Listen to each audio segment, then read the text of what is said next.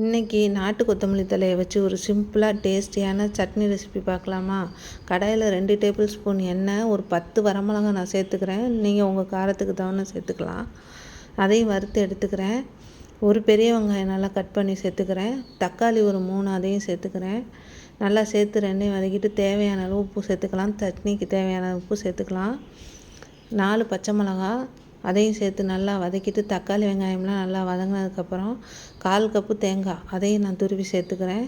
சேர்த்துட்டு நல்லா தண்ணியெல்லாம் நல்லா வற்றி சுருண்டு வந்தோடனே கொத்தமல்லி தழையை கடைசியாக சேர்த்து நல்லா 2 வதக்கி விட்டு தண்ணியெல்லாம் சுண்டுனோடனே ஸ்டவ்வை ஆஃப் பண்ணிக்கலாம். ஆஃப் பண்ணிவிட்டு நல்லா ஆற வச்சுட்டு ஃபஸ்ட்டு மிக்ஸி ஜாரில் வரமிளகாயை சேர்த்து நல்லா அரைச்சிட்டு அதுக்கப்புறம் வதக்கின பொருளெல்லாம் போட்டு நல்லா அரைச்சி எடுத்தோம்னா சூப்பரான நாட்டு கொத்தமல்லி சட்னி தயார். இட்லி தோசைக்கெலாம் செம்ம காம்பினேஷன்.